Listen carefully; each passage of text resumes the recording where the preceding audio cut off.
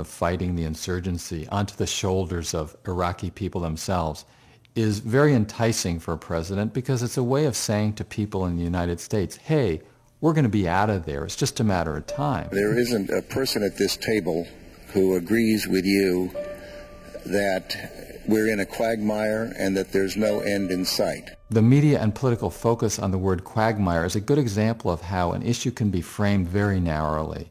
The criticism would be that you're in a situation from which there's no good way to extricate yourself.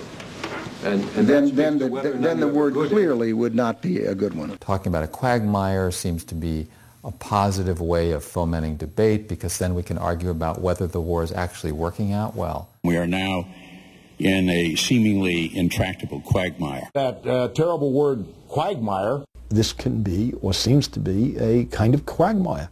Quagmire is really a false sort of a critique because it says, really the problem here is what the war is doing to the United States. Are we able to win? Are we winning in Iraq? Do you want the United States to win in Iraq? I can't tell who's winning and who's losing. Do you believe that we are currently winning in Iraq? We are not winning, but we are not losing. We are losing. We're winning. You're winning this war? I couldn't tell you. And a big problem with media focus is that it sees the war through the eyes of the Americans, through the eyes of the occupiers, rather than those who are bearing the brunt of the war in human terms. We have been too often disappointed by the optimism of the American leaders, both in Vietnam and Washington, to have faith any longer in the silver linings they find in the darkest clouds. In early 1968, Walter Cronkite told CBS viewers that the war couldn't be won. It seems now more certain than ever that the bloody experience of Vietnam is to end in a stalemate. And that was instantly, and through time even more so, heralded as the tide has turned, as Lyndon Johnson is reputed to have said when he saw Cronkite give that report, I've lost middle America. And it was presented as not only a turning point quite often, but also a sort of a moral statement by the journalistic establishment. Well, I would say yes and no. It was an acknowledgement that the United States, contrary to official Washington claims, was not winning the war in Vietnam and could not win.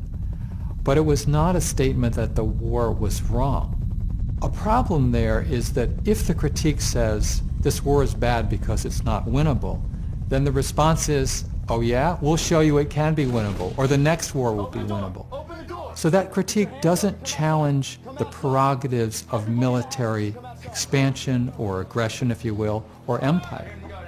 And a deeper critique says, whether you can win or not, either way, empire enforced at the point not of a bayonet, but of the cruise missile, that's not acceptable.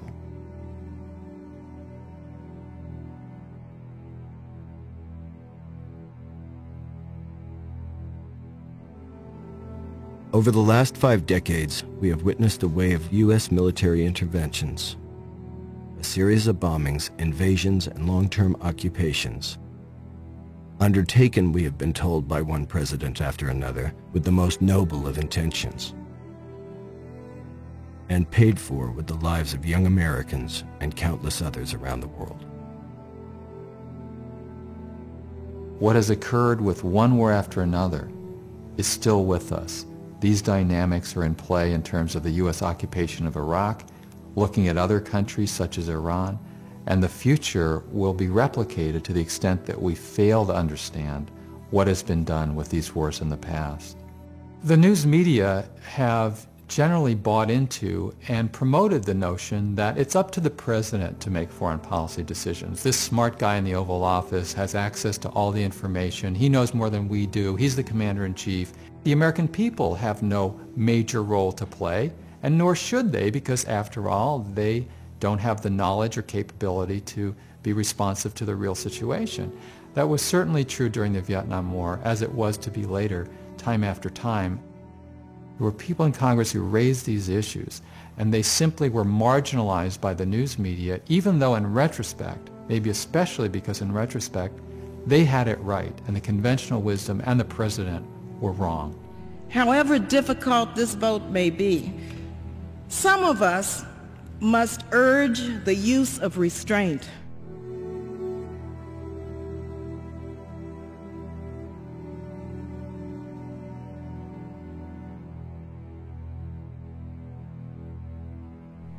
Our country is in a state of mourning. Some of us must say, let's step back for a moment. Let's just pause just for a minute.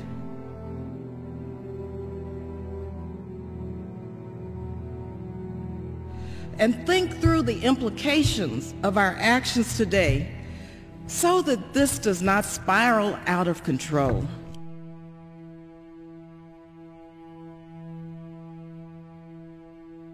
As we act, let us not become the evil that we deplore. Thank you, and I yield the balance of my time. Gentlewoman's time has expired. And this is a very common motif of history in the last several decades, where people who at the time were portrayed as loners, as mavericks, as outside of the mainstream of wisdom, turned out to understand the historical moment. We got to back our president. Since when? Do we have to back our president, or should we, when the president is proposing an unconstitutional act?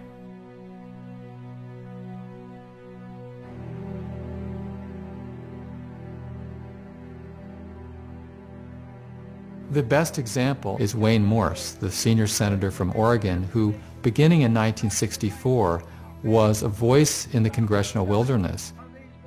Senator Morse was unusual in that he challenged the very prerogative of the U.S. government to go to war against Vietnam. He said, it's up to the American people to formulate foreign policy. Senator, the Constitution gives to the President of the United States the sole responsibility for the conduct of foreign policy. Couldn't be more wrong. You couldn't make a more unsound legal statement than the one you have just made. This is the promulgation of an old fellow.